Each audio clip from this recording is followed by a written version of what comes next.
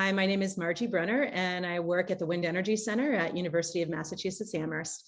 Today, I'm speaking with Professor John McGowan. He is a professor of mechanical and industrial engineering at UMass Amherst, and he received his PhD and Bachelor of Science degrees from the Carnegie Institute of Technology and his master's degree in mechanical engineering from Stanford University. He's a fellow of the American Society of Mechanical Engineers and editor of the journal Wind Engineering.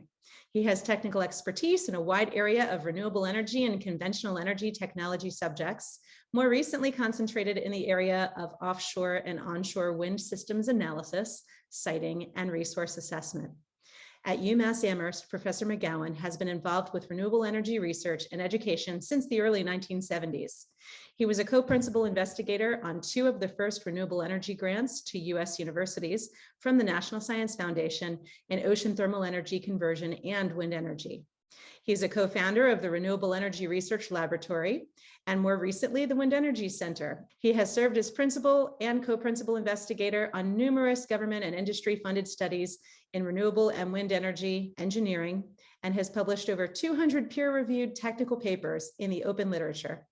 His wind energy work has resulted in his co-authoring in a text reference book, Wind Energy Explained, that has been widely accepted by the wind energy community and used in over 50 universities worldwide.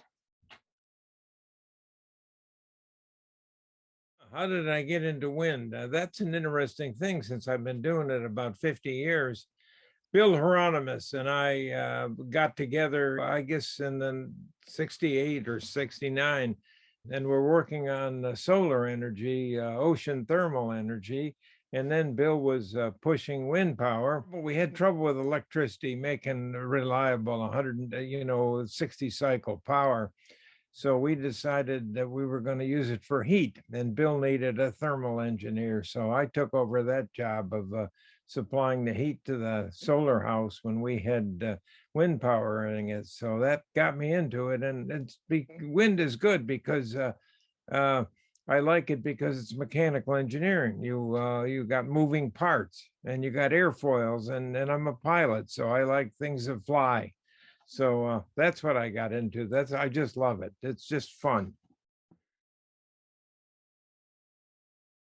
Okay, let's see. I started the solar thermal engineering course in I think 71 or so. 72. I've been doing that for a long time. I don't even want to count the years on that one. Manuel taught that a few years. We used to switch off with that and me teach the wind power every other year, the wind power course, which I probably taught, I don't know, 15 times, starting in the 90s with that. But now Jim teaches the wind power course and I stick to mostly the solar. I also teach graduate thermodynamics. You got to make sure the energy is conserved. And I teach a senior graduate course in design of power systems.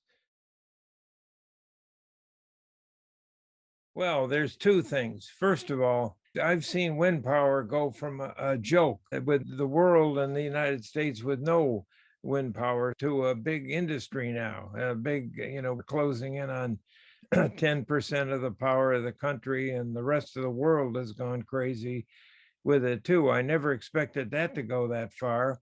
But the most rewarding thing is seeing how my students have done. Many of them have done really moved up. I mean, I had one student that was president of a university. We had a vice president of General Electric. So they've all held very, very good jobs. So it's fun staying in contact with them and seeing how their careers are doing.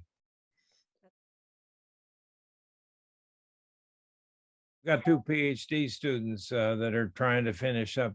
We'd like to get them done this year sometime. One of them is on offshore energy storage systems, and the other one is offshore wind systems for islands and remote communities. He's working on a lot of GIS stuff. I'm interested in other uses of wind power than electrical generation. We leave the electrical stuff to Manuel. He likes all those Hertzes and those rotating machines that make AC power.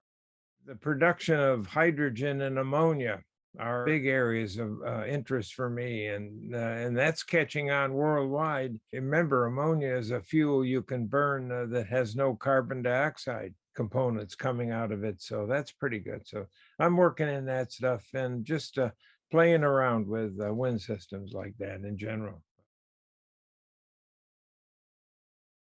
I'd like to see the wind industry keep growing. I know we're going a little crazy with offshore wind, but I'd like to see more wind turbines put on land. It should be a lot more inexpensive. I think I'd like to fill Iowa and Nebraska and Texas up with wind turbines.